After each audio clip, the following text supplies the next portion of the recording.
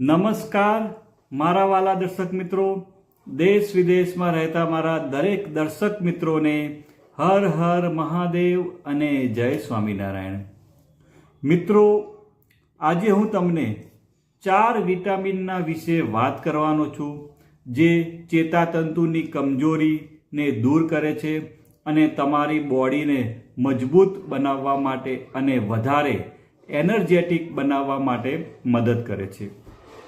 મિત્રો, વિચારો કે તમારો સ્માર્ટફોન અથવા લેપટોપ વારંવાર હેંગ થવા લાગે અથવા સ્લો ચાલવા લાગે અથવા બિલકુલ ન ચાલે તો કેટલી બધી સમસ્યા થાય છે. બસ મિત્રો, એવી જ રીતે તમારી ચેતાતંત્ર બરાબર કામ ન કરે તો આપણા શરીરની બધી જ સિસ્ટમ પર એની ખરાબ અસર પડી શકે છે. મિત્રો, આજના વિડીયોમાં હું તમને 4 વિટામિન વિશે વિગતવાર વાત કરવાનો છું જે આપણી ચેતાતંતુને હેલ્ધી અને એકદમ સ્ટ્રોંગ રાખે છે. મિત્રો, પહેલાં આપણે એ જાણવું જરૂરી છે કે ચેતાતંતુની કમજોરી શું હોય છે અને આ આપણા જીવનમાં કેવી રીતે નુકસાન કરી શકે છે. મિત્રો, તમે વિચારો કે તમે કોમ્પ્યુટર ઉપર કામ કરો છો અને તમારી ટાઈપ કરવાની તમને જરૂર છે અને ટાઈપ કરતી વખતે તમારી આંગળીઓ બરાબર કામ કરતી નથી અને ટાઈપ કરવામાં તમને ઘણી બધી મુશ્કેલી પડે છે. વિચારો કે તમે મોર્નિંગ વોક ઉપર જઈ રહ્યા છો પણ તમારા પગ બરાબર કામ કરતા નથી, પગમાં મજબૂતાઈ આવતી નથી અને ચાલવામાં તમને તકલીફ થાય છે અથવા હાથ પગમાં તમને ઝણઝણાટીનો અનુભવ થાય છે. મિત્રો, આ બધા લક્ષણો ચેતાતંતુની કમજોરી બતાવે છે. આ લક્ષણો આપણે સામાન્ય રીતે ગણકારતા નથી, એની અવગણના કરીએ છીએ, પણ આની અસર આપણા રોજિંદા જીવન ઉપર ખૂબ જ પડે છે. મિત્રો, દાખલા તરીકે તમારે તમારા શર્ટનું બટન બંધ કરવું અથવા કોઈ વસ્તુને ઉપાડવામાં મુશ્કેલીભર્યું બની જાય છે. સાથે સાથે તમને ચાલવામાં તકલીફ, લખવામાં તકલીફ થાય છે અને ઘણી વખત ગાડી ચલાવવામાં પણ તમને તકલીફ થવા લાગે છે અને લાંબા સમય સુધી આ તકલીફને ધ્યાને લેવામાં ન આવે તો તે આપણા માટે ગંભીર બની જાય છે. એટલે જો આની અંદરથી કોઈ પણ લક્ષણ તમને જણાય તો તમારે જલ્દીથી કોઈ સારા ડૉક્ટરની સલાહ જરૂરથી લેવી જોઈએ. મિત્રો, આજે આપણે જે વિટામિન વિશે વાત કરવાના છીએ એ તમારી ચેતાતંતુને સ્ટ્રોંગ અને હેલ્ધી બનાવવામાં ખૂબ જ મદદ કરે છે. તો તમે આની પણ મદદ લઈ શકો છો. તો ચાલો જાણીએ આ વિટામિનો વિશે પૂરી જાણકારી અને આ વિટામિન આપણી ચેતાતંત્રને કેવી રીતે સપોર્ટ કરે છે અને મજબૂત બનાવવાનું કામ કરે છે. મિત્રો, જે સૌથી પહેલાં આપણે જે વિટામિનની વાત કરવાના છીએ એ છે મિત્રો વિટામિન B12. અને મિત્રો, વિટામિન B12 વિશે વાત કરું તો જે ચેતાતંતુની હેલ્થ માટે ખૂબ જ જરૂરી છે. મિત્રો, વિટામિન B12 આપણી ચેતાતંત્ર માટે કેમ જરૂરી છે એ આપણે જાણવું ખૂબ જ જરૂરી છે.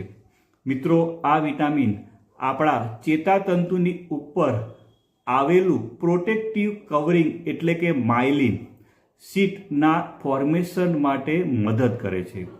મિત્રો, હવે તમને ઉદાહરણ દ્વારા સમજાવું તો આપણો જે લાઇટનો વાયર હોય છે એની ઉપર તમે જોજો એક ઇન્સ્યુલિન તરીકેનું કવર હોય છે. એવી જ રીતે મિત્રો, ચેતાતંતુની ઉપર માયલિન શીથનું પ્રોટેક્ટિવ કવર હોય છે જે અલગ અલગ પ્રકારની પ્રોબ્લેમથી આને સેફ રાખે છે. મિત્રો, વિટામિન B12ની ઉણપથી તમને લોહીની ઉણપ, સ્નાયુની કમજોરી, ચેતાતંતુને નુકસાન, યાદશક્તિની કમજોરી તથા મૂડ ઇસ્યુ વગેરે જેવા પ્રોબ્લેમ થઈ શકતા હોય છે. મિત્રો, વિટામિન B12ના પ્રાપ્તિ સ્થાન વિશે આપણે જો વાત કરીએ તો તે કુદરતી રીતે એનિમલ બેઝ પ્રોડક્ટમાંથી મળે છે. એટલે કે જે લોકો શાકાહારી છે એવા લોકોમાં વિટામિન B12ની ઉણપ વધારે જોવા મળે છે અને આવા લોકોએ વિટામિન B12ના સપ્લિમેન્ટ લેવા ખૂબ જ જરૂરી બને છે. મિત્રો, માર્કેટની વાત કરું તો માર્કેટમાં ઘણા બધા મલ્ટીવિટામિન મળે છે, જેમાંથી તમને કોઈ પણ સારી કંપનીનું મલ્ટીવિટામિન તમે લઈ શકો છો. તમને જે કોઈ સારી કંપની લાગે તો તમે એનું મલ્ટીવિટામિનનો તમે ઉપયોગ કરી શકો છો. જો તમે મારી પાસેથી જાણવા માગો છો તો હું તમને ફાઇટિકા વિટા 365 ટેબ્લેટ વિશે ભલામણ કરીશ. મિત્રો, આની અંદર 23 એસેન્શિયલ વિટામિન છે અને એની સાથે જીન્સેંગ, ગ્રેપસીડ એક્સ્ટ્રેટ, પ્રોબાયોટિક અને અશ્વગંધા પણ છે, જે તમારી ન્યુટ્રિશનલ રિક્વાયરમેન્ટને પૂરી કરી દેશે. તમારે રોજ એક ગોળી સવારે નાસ્તો કર્યા પછી લેવાની છે. સાથે સાથે તમારે હેલ્ધી બેલેન્સ ડાયટ પણ લેવાનું છે. અને મિત્રો, તમારે જંક ફૂડ બિલકુલ લેવાના નથી. મિત્રો, આને તમારે ઓછામાં ઓછી 2 થી 3 મહિના લેવાની રહેશે. મિત્રો, તમે આને ઓનલાઈન ફ્લિપકાર્ટ, એમેઝોન પરથી પણ તમે એને ખરીદી કરી શકો છો.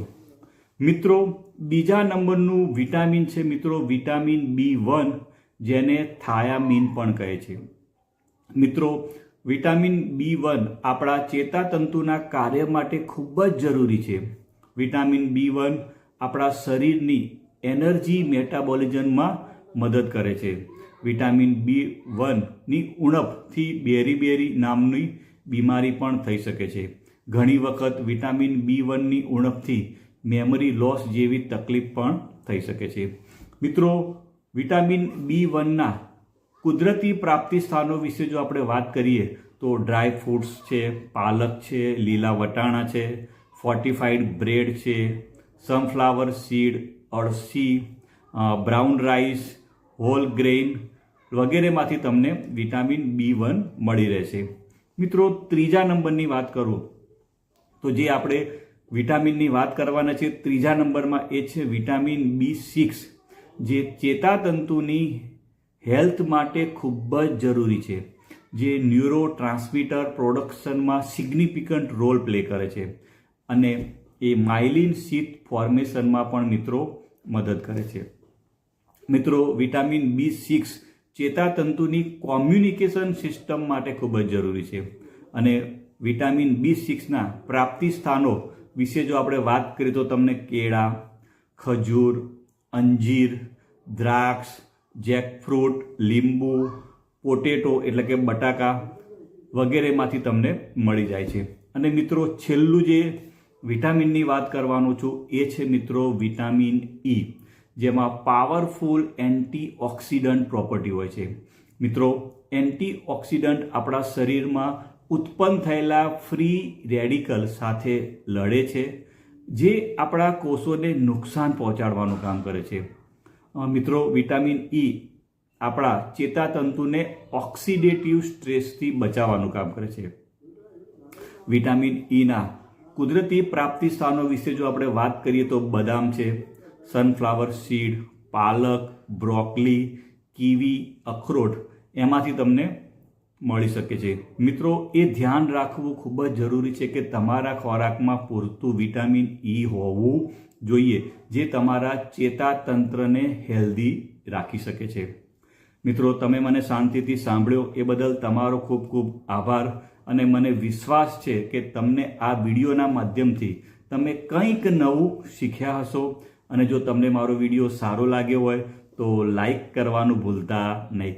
આવજો મિત્રો. Bye bye.